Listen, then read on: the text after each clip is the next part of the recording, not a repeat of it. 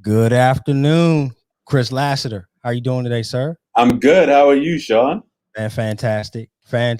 So, Chris, as we wait for our millions of viewers to pour into this live stream, we'll just get a quick chit chat going. And thank you for joining us today on. It's a pleasure. Thank you for having me. Yeah, it's been long overdue. I'm excited about it. And so, Chris, we have conversations with our clients and friends, intros to various forms of information and professionals and resources that we use, we look for, that we never knew existed or wanted to learn more about. So this is what this is all about. So I haven't really, Chris, talked to you much about this particular platform that I've been doing with it, but it started almost a year ago. So episode 50, 51 or 50. Anyway, we're almost 1 year. Okay. Right. Doing this, and it started out like in the pandemic when we were on lockdown, just to try to get people access to a network to understand about like jobs, like, a ton of people that were losing their jobs, and just to give people hope to understand like what research sources and things like that were out there for them. At the time, our housing industry, it was in question, to bring professionals on to talk about the housing industry and how this could potentially affect us. Education, as you know, was huge back then. It was like, all right, we went from being in person to now we're all virtual. So how do we deal with that? And what are the long-term effects on it? And really, how do you deal with it? Because you're trying to work, but then you have your kids in the background in another room or something, and they're trying to learn. And now you become sort of the teacher in the household. Yeah. How do you cope with that? Then over a period of time, it all evolved. And a friend of mine was like, basically like, I asked for feedback, and he's like, it's awesome what you're doing, but you don't give yourself enough credit because you're not you're not like sort of presenting your industry. You just got a bunch of your friends on there and people, and you're talking about certain things. But why don't you talk a little bit about kind of what you do and what industry you're in? And that would be good to talk about. So anyway, I say all to say I was challenged, Chris, to open with a story. I was tempted to let you tell the story today, which I know you're going to have plenty of them because we're talking about storytelling and writing tips. Right. But the one thing I was thinking about, like when we were on the phone or just now catching up beforehand, I was looking at the population of Greene County, Virginia, because, I'm just a kid from Greene, right? And so the population is 19,819 as of 2019. Mm-hmm. When I was growing there, the population was like in the 90s, close to 10,000. Right. And so I was thinking about, I'm so full right now because it feels like my life is coming full circle, because I got people like you that, I'm getting an opportunity to interact with now in a major way. And we come from small towns that are separated pretty much by a mountain.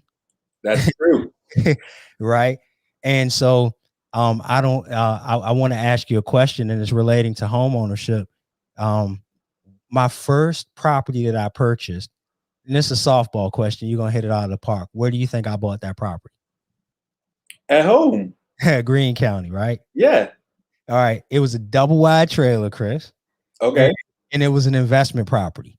So my family owned this property, and they had it as a vacation home. And so it sat kind of dormant for years. No one was coming back to it. And so they had asked me if I wanted to purchase it because I was ambitious and started working and was saving some money and stuff like that. So I ended up purchasing this property, and it was a great rental property.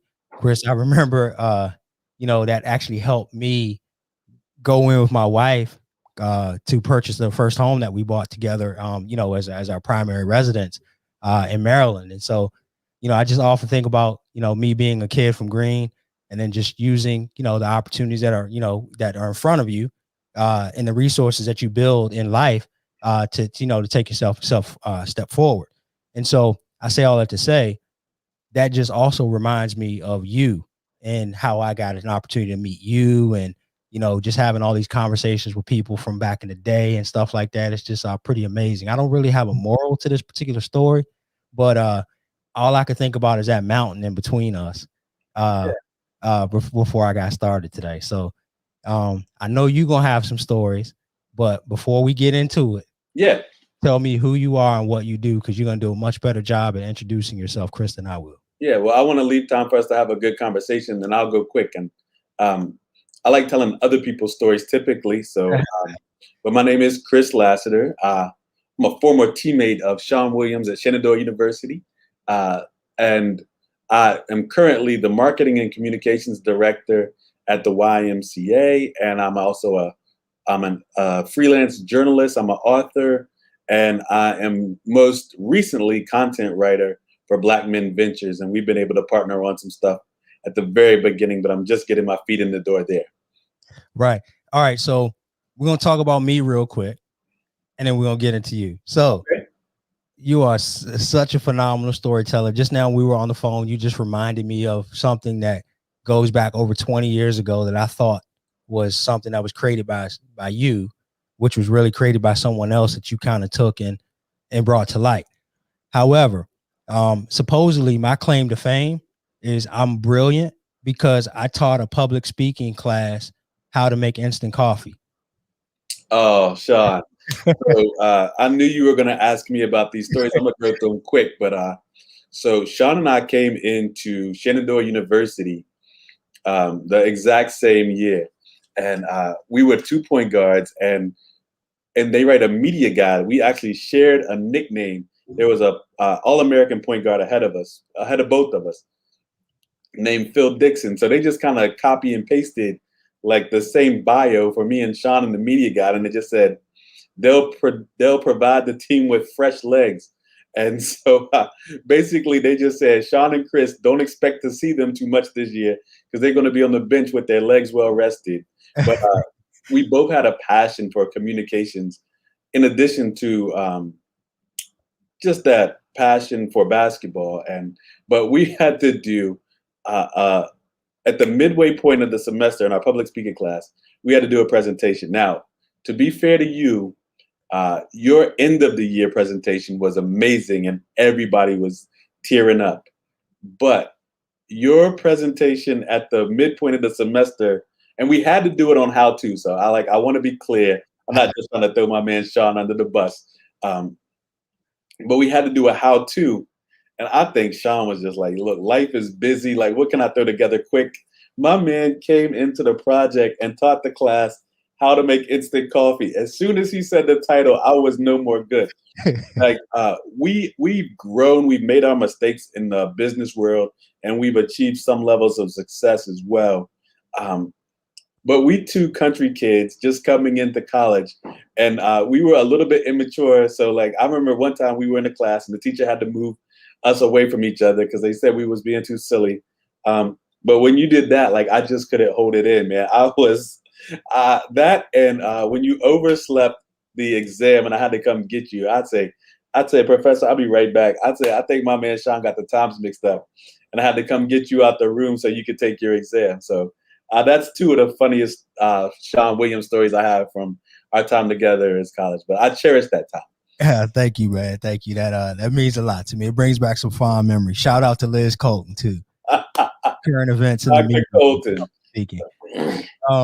So Chris, storytelling, that's what you do, man. And it's really amazing. And so I'm getting better at telling stories. And I feel like through marketing and just in general, when you're having conversations, it's a great way to connect with someone, to really understand who they are.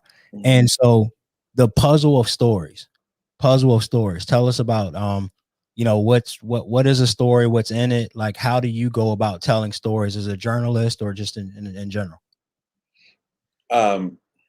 I just think, there's so many different genres of story. It's hard to find like a working definition, but I think we all just know one when we hear one. And so like, I've always heard the example of like, if I was to take food, say you and I are like saying like, all right, this is the year we're going to really concentrate on health is wealth as well. And we could sit down and like say we got this nice vegetable here and main meat here and whatever dish goes in between those, and we lay it out really nice on a plate, take a picture of it, Instagram it, and like it makes other people see it and be like, oh, I would like to eat that plate. We could technically throw all that same food in a blender, um, and it would have the exact same amount of nutrients. We literally could consume the meal as a mushy drink. But there's something about presentation, and we always want to give our best presentation. And I think the best way to connect with people is through the power of story. And I think there's a couple of reasons, but I think like the only thing that you need um, in order to like engage with the story is like to be a good listener and to have some bit of imagination, like to be able to imagine whatever the speaker's saying. So if I come to Shawn and Shawn is like, Chris, I'm gonna teach you all about finances. I was like, man, like no one's ever sat me down like this. Um, the easiest way for Shawn to convey that information for me is to start with him telling the exact same story he started this podcast with his first investment property. Now I've got a story. So if we imagine the story like a Christmas tree, then he can hang ornaments on that tree and teach me the information. Like, what is an investment property? What did I buy in green? But like, it's kind of like creating the tree that we can hang the ornaments of information on when we're in the business world. And so I've just always been huge into words. Mm-hmm. I loved hip hop growing up. I think Biggie had a song. It was called "Bleed Like Us," and like I thought it was like the most vivid storytelling. The second verse of that song was the most vivid storytelling I had ever heard. I've always loved words, so I loved hip hop. Yeah. I love books always. I love fiction books, but I also see the benefits of like listening to stories and telling stories in the business world as well as a form of marketing. You and I were having a conversation the other morning. Then I'll let you hop right back in, but Yeah, no problem. transferring, like we would say, marketing is the transferring of enthusiasm from the product or the product to the customer. And I think storytelling is a very powerful way to do that. So Awesome. And so like when you're putting your stories together, because Chris, you don't give yourself enough flowers, sir. You've written what, 4 or 5 books so far? Not counting your children's books? So it just depends on what you say. Come Like on, man. I published 3. 3, okay. But, like I've written a bunch, Shawn. Like Okay. I just got them. They're in the vault. Like I have a writing agent, and that's an important part of being a writer. And anybody who's listening, if they know how to get in contact with you, you can certainly put them in contact with me. But like it's a whole process of from when you write it to when you see it in the bookstore that I'm trying to work through that as faithfully and as quickly as I can to get some of those other books out as well. But I have 3 published. So Excuse me. Mm-hmm. So grits and is it Grimmels or Grimels? I think I say Grimmels. It's so funny, Shawn, because like I have such a vivid imagination, and I grew up writing sports. So Yep. for 17 years, I was a sports writer, and I still do some freelance sports writing on the side. But I just had this passion to say, like, I've always loved words. What else can I do with them? So I've done journalism for so long. What if I didn't have the limitations of the story being true? Like, what if I just wanted to tell a story just for storytelling's sake? And so that was what kind of pushed me into I like giving fiction a try as well. So yeah, Grits and the Grammels, that's a series of books. I've actually written 5 of those. And children's books are usually about 500, 600 words. So literally I could have wrote that in a weekend. And then I've written a book called You're Grounded. Yeah. Which, That was a great book. and then finally, I'm working on a book. The one I'm excited about at the moment right now is I wrote a book that is a fictional conversation between Jesus, Biggie, and Tupac. And it's called Does Heaven Have a Ghetto? Jesus and the Hip Hop Martyrs. And that's the one I'm trying to get out now. So, All right, hold that thought because I yeah. want to talk about that. Okay. However, Grits and the Grimels. Yes. that book is based on like your part of your childhood and a friend that you have, right? And Chris, I remember I always, my friends, I try to support in any way that I can. And I remember buying and you didn't sign it either, by the way, yet. So I um got you. Yeah. calling you out publicly, so we got to get that signature on those books. But I got the book and I gave it to one of my colleagues, and he came back like a couple weeks later. He's like, Shawn, dude, like every single night I have to read this book to my kids. Like they must have this book read to them every single night. Yeah. So I remember I told you about that, and I called you. I'm like, well, Chris, what did you do, man? Like this book is so intriguing. So tell us real quick about Grits and the Grimals, and like what were you thinking about that? So telling your story on it, but also the writing that you had that made it so like sticky, you know, where people were gravitating towards it. Oh, I just think that's the magic of all children's books, and like some other kids are gonna have another favorite book, and I had my favorite book growing up was Cheese, Peas, and Chocolate Pudding. Um, but I grew up. I had my homie Doc. No matter what we ate, Shawn, and we played every sport together growing up, and we just always been real close. Um, but he would always have to eat potatoes. Like, so we would go to the, like every meal, potatoes. If we went to the Chinese restaurant, we had to go through the Wendy's drive through first and get biggie fries and take the fries to the Wendy's drive, like to the, uh, to the Chinese restaurant. So I'm thinking like, the character isn't just based on him. He's an embodiment of all my childhood friends, and like pieces of them all are in him. Um, and I had a story that I wanted to tell, and then I wanted characters in it, but I live in a primarily African American neighborhood that's working class, and I wanted to create characters that those kids could see in them. And so many times when people write about neighborhoods like mine, they only write about poverty or violence or drugs, but not the beauty that's in it. And one thing that's beautiful about my neighborhood is it still feels like a neighborhood. Everyone still knows each other. People have been in that, their families have been in that neighborhood for decades, and kids still go outside and play and they have fun. Just yesterday, I live right beside a basketball court, and it got dark and the street light didn't come on over the basketball court. And so some of the kids that was up there playing all turned their cars around and they played basketball using the headlights of the car. Like that's just the type of neighborhood I have. So everything that's like written in the books, like something similar to that happened in the neighborhood for sure. And then like I'm big into church, so I wanted it to have some type of theological meaning. But I just wanted to have a lot of fun with it too. Got it, got it. And so I just got chills thinking about that because like you just summarized, like some people would be asking like, so why does Shawn have this dude on here talking about stories and writing? You just kind of encompassed everything that we do. Like, so I feel special because I'm able to finance a part of that dream, to give folks an opportunity to live in those communities that you're talking about and share those memories.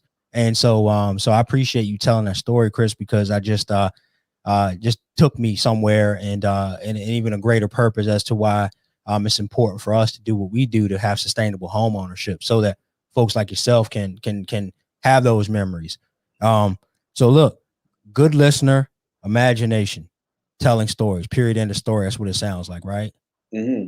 I mean, just to hear a story, I'm saying like that's why it connects. So if I'm going, um, Shawn is going to start doing these speaking tours, and you're going, like, how do you find a connection point where everybody in the room like can start on the exact same place? They say you have about 15 seconds right when you start a speech to see That's right. if an audience is going to listen to you or not.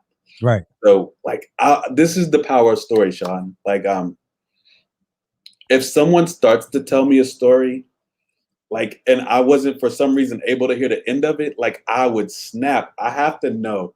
Like, my brain needs closure.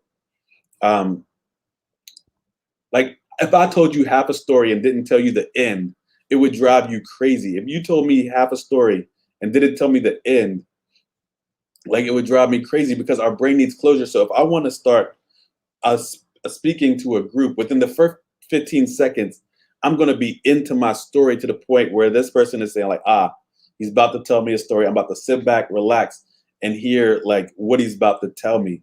And so it's just such an easier, like when I'm public speaking, it's such an easy way to make sure everyone in the audience starts on the same page. So if I say, like if I was to use anything that like was an example of you and I growing up, and I would start with one of those stories, like everybody could be on the same page as long as they were listening.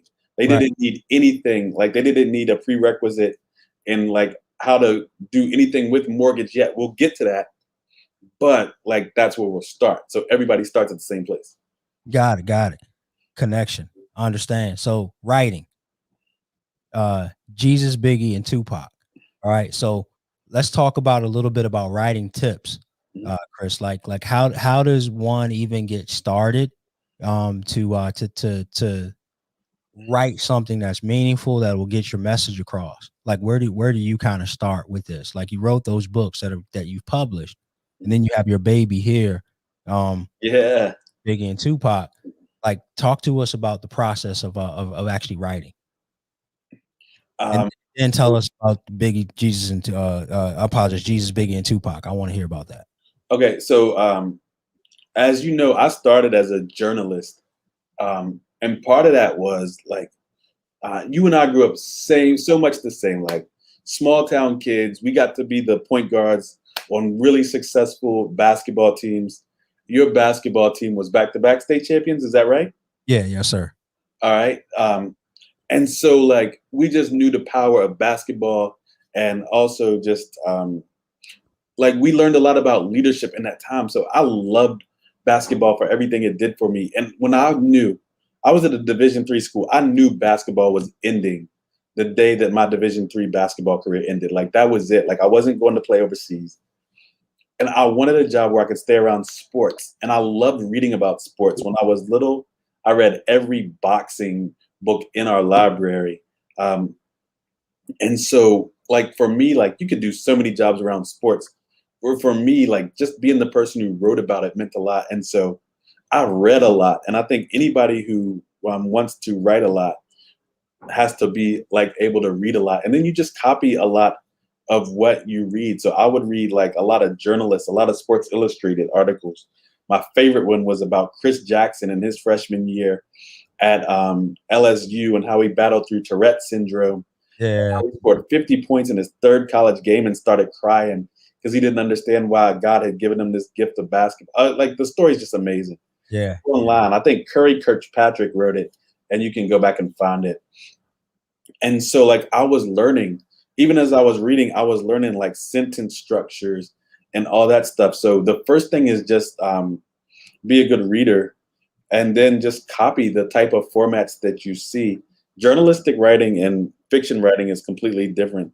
For fiction writing, every fiction writer that's successful, or like every author, I would say probably at least 80% of them write a really horrible first draft. You're just trying to get through it. So you just keep writing, you get your thoughts down.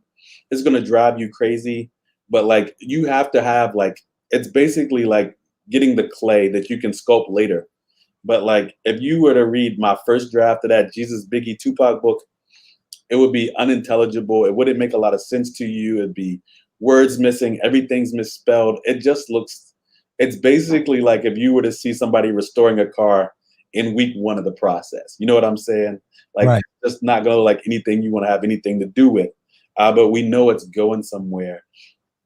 And that's such a hard thing to get people to say, because I know you'll have people listening that like have a story that they know they need to share and want to write a book, but they'll be so frustrated by their writing and feeling like they're not communicating the way they want to, that they won't get past chapter 1. But you just got to get it down, then get to chapter 2, then get to chapter 16, and then go back and like write it so it's stronger after you've got all your thoughts down. But that's the first thing.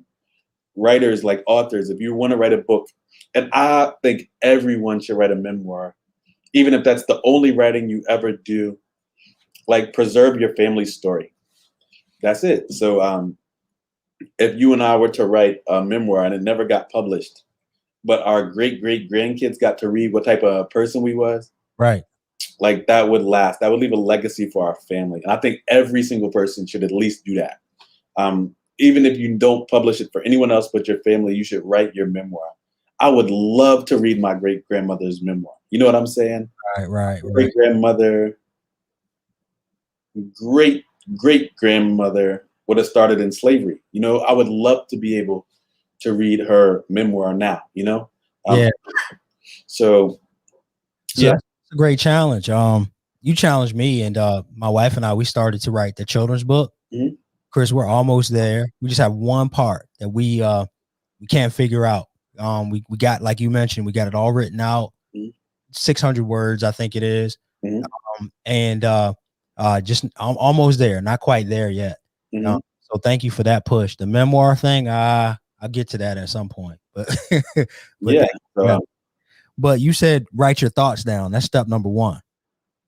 Yeah, you just got to get it on paper. It doesn't matter if it makes sense to anyone else, but you just got to start writing your thoughts down, and be consistent too. Like I tell people, like just say I'm gonna do it 15 minutes a day. That's all I'm doing. Right. But like set a timer on your phone and just sit there for 15 minutes until it becomes a discipline.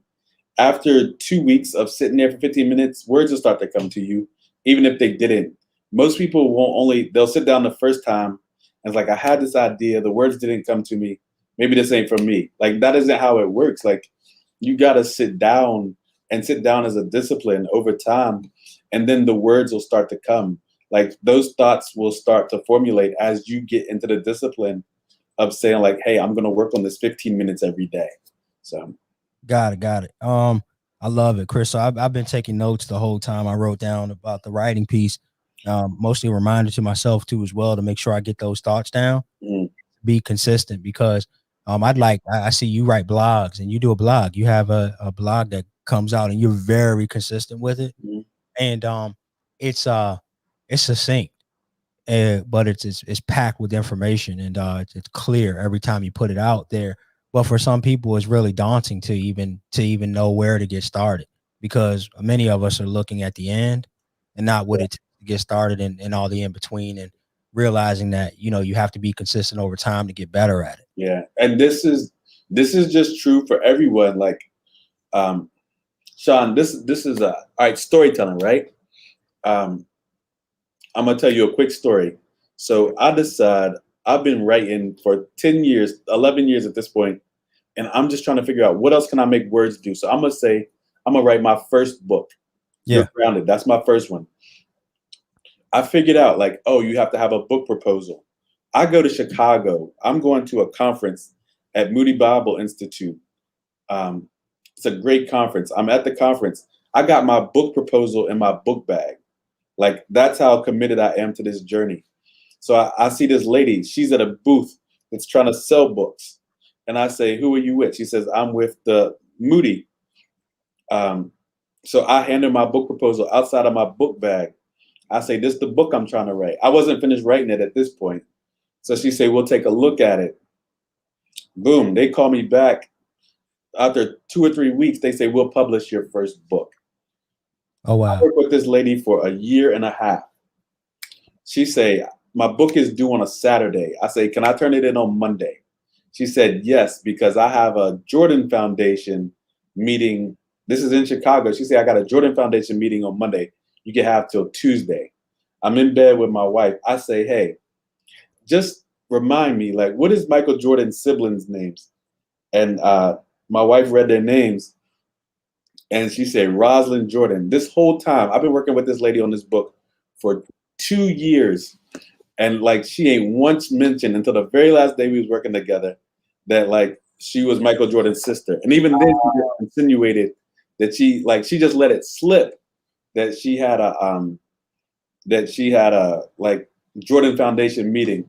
And then I just remembered that I knew like I was a sports nerd growing up. So I had worked with Michael Jordan's sister for 2 years on that book, and she did not mention it once. Wow. So that was purpose. It was meant to be. It was gonna happen. Yeah. Then I told her, I said, "Hey, I used to be a Division III point guard, backing up my man Shawn Williams.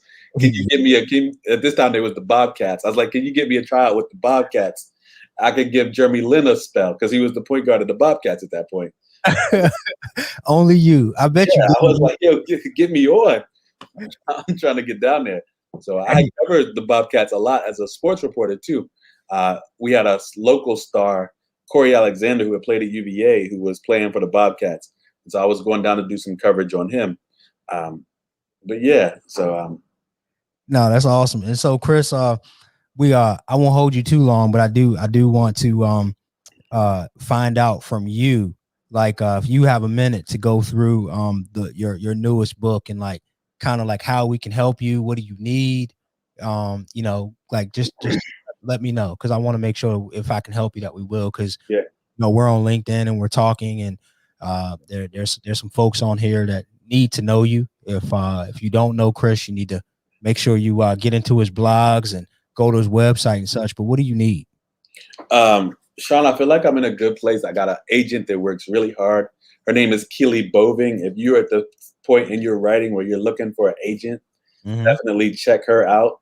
And then just really, if people want to keep up with it, you can go to subscribepage.com, Chris Lassiter author, and sign up. And I just kind of every month I put out a monthly newsletter about how my journey as an author is going. But hopefully she'll get me in. She'll pitch it to some publishers, and we'll have a publisher that likes the way it reads and wants to see my book see the light of day, and will help me in that process. It's a long process. It's about a 18-month process, even when a publisher says yes. So you just got to learn patience in this industry. And Shawn, this is one last thing I want to say quickly, because this is what your industry and your set of knowledge and my industry have in common. Anybody who wants to be good at anything, you need a mentor or a coach. So that's something that's very similar in our two fields. That's right. If I want to be successful at what I'm doing, I know I'm going to say, Shawn, like, hey, I'm going to pay you for your money. I'm not just going to ask you to do this all for free. Your time is valuable, but like, teach it to me. I need a mentor in this area. Or same thing as a writer or an author, that you need a coach. So I appreciate that.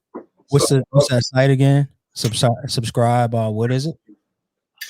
Subscribepage.com /Chris Lassiter author. Subscribepage.com /Chris Lassiter author. All right, cool. So Chris, look, I remember how you said how you would feel if we did a story and then we didn't tell you the ending of it. Yeah.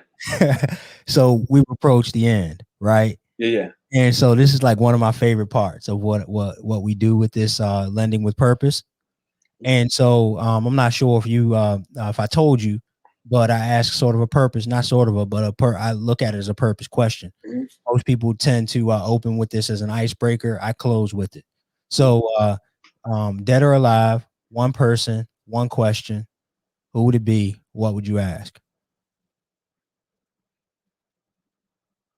Okay. I've watched this before, so I should have known this was coming.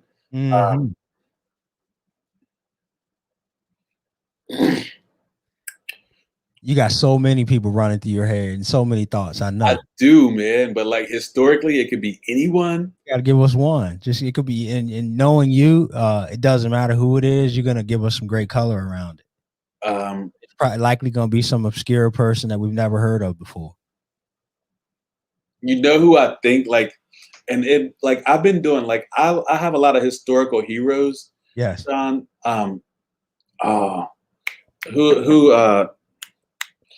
Shawn, his name is slipping my mind. But he's from DC, and he's got a YMCA named after him right in DC. But like, he's this legendary dude. As I talk, his name is going to come back to me. But he planted the first African American YMCA right there in DC in 1853, and I think 2 or 3 years before that or after that, he planted the St. Paul's AME Church in DC. AME is the oldest African American denomination. It actually happened when in Philadelphia in 1792, I think, that the white congregants kicked the black congregants out of the church, the Methodist Episcopal Church, for being in the whites only section of the church. How can you be a church with a whites only section? But like, I just want to know, like, how did you do it? Because that's my thing. Like, I want to make a difference through the YMCA. I want to make a difference through the church. His church served as a stop on the Underground Railroad and a literacy center for free blacks. And he won a contest, or his business started, and he got a seed packaging business, so then he can employ those African Americans as well. And his name is slipping my mind, and this is somebody I should know, like Anthony Bowen. Anthony Bowen, the Anthony Bowen YMCA. Okay, all right. Anthony Bowen YMCA. You a hooper? I never been there. You gotta go by. You gotta check this man out, Shawn. Really, Yes. yeah. Anthony Bowen YMCA. It used to be on 12th Street. I don't know. That was the old building. I don't know where it is now. But one of the Laker Hall of Famers grew up 25 W Street Northwest. And yeah, so check it out whenever you get a chance. Okay. And how? That's who I would want to ask. I would want to talk to him. How did you do it? So. Right. No, thank you for that, Chris. How do I follow in your footsteps? How do you follow in his footsteps? Anthony Bowen's footsteps. Yep. Cool.